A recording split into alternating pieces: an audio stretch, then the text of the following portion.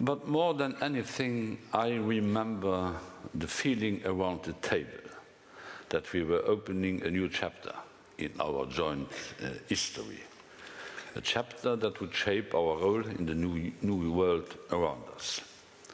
Standing before this new treaty, I sensed that this might be the most important signature I ever made. And we really had the impression that we were making history, that maybe for the first and the last time, not for the first time, but maybe for the last time, those sitting around the table had the feeling that they were not victims of history, but that they were actors of history. And so until today, I'm proud for having been among those who have signed this treaty.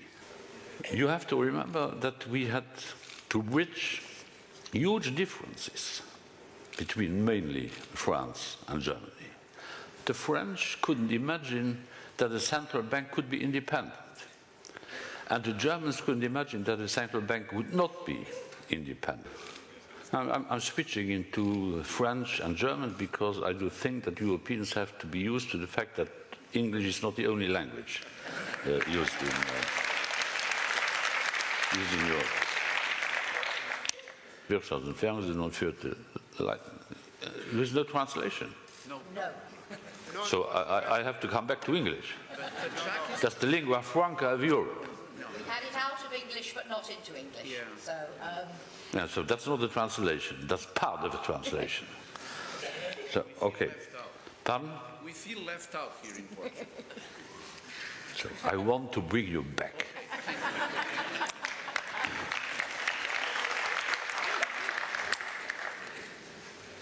What we have to have in mind is that the Economic and Monetary Union was not something obvious, evident to realize. I will always remember having been in Washington at the White House in August 1995 as a then young Prime Minister with Bill Clinton. And he was saying, okay, explain me European things. And I started to sing my economic and monetary opera. And he said, no, I'm not interested in that because this will never happen. Explain me, when will Turkey become member of the European Union? I had an appointment at the Treasury. Rubin was the then finance minister, having come from Goldman Sachs, having gone back to Goldman Sachs. Nihil novum sub sole. Nothing new under the sun. Latin is not translated, I guess. And he said, okay, what about Europe? I was restarting my opera on economic and monetary union. I said, no, let's talk about the internal market because this will never happen. 1 year later, I was back in Washington, IMF meetings and stuff of that kind. And then I received a phone call from the Treasury Secretary, from Rubin. I said, we were starting a debate last year on economic and monetary. Could you come back tonight to explain me where you are? And suddenly I had the impression to be a very important person. And then I said, no, I don't have time tonight. And then he invited me for breakfast on a Sunday morning. And I said to myself, if the American finance minister is inviting the Luxembourgish finance minister to work for a breakfast on Sunday morning, they believe it. But at that very time, many Dutch professors didn't believe it. But it happened. We had prepared a treaty on the political union. The Dutch government tried to change this treaty in its substance. It was rejected by the other foreign ministers.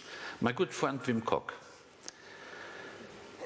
was in fact happy that I invented in May 1991 the opting out for the British, because you were there, because we had to have these things being dealt with in a way that would not harm later on the whole process, political and monetary process of the Maastricht Treaty. I proposed this in May 1991. Norman Lamont, who was the then Chancellor in Britain, was very happy about that, but then after the meeting he came to me and said, Jean-Claude, that's fine, that's excellent, that's genius, but don't do it now. We have to do it in December in Maastricht. I went to see Jacques Delors and said, don't tell the press that we have an agreement as far as the British opting out is concerned. Of course, Jacques Delors, being Jacques Delors, started the press conference by saying, we have. So, then this has been known as the Delors plan. I was very jealous because it was mine. And it took until Jacques wrote his memoirs before the real story was told. He was apologizing that he was usurpé, comment on dit ça en anglais, abusing this moment. Sorry, this is absolutely fascinating. No, I don't believe you. The students, it is, genuinely. Yeah, but I'm not a student. The students want to ask you some questions, so if you could be relatively brief, sir. No.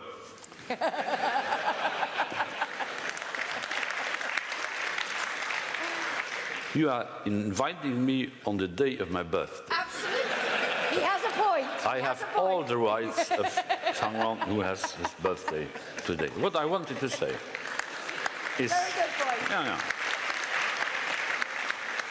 Because I could have spent today in my family. Absolutely. Yeah, okay. So, please listen a few moments, including the youngsters.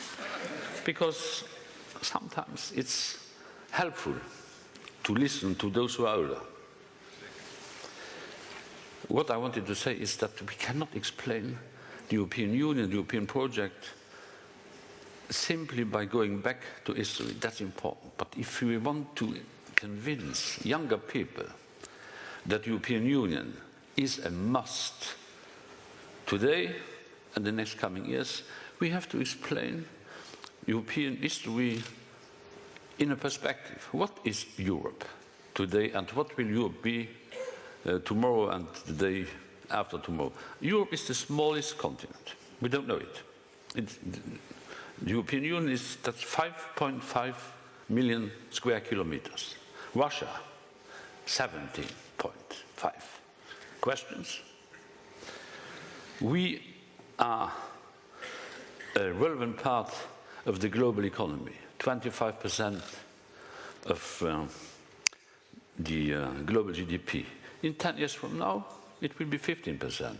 In 20 years from now, not one single member state of the European Union will be a member of the G7. Questions? And from a demographic point of view, we are not really disappearing, but we are losing demographic weight. At the beginning of the 20th century, the Europeans represented 20% of the humankind. Now, at the beginning of this century, 5, 6, 7%. At the end of this century, 4% out of 10 billion people. So those who do think that time has come to deconstruct, to put Europe in pieces, to subdivide us in national divisions are totally wrong. We won't exist as single nations without the European Union.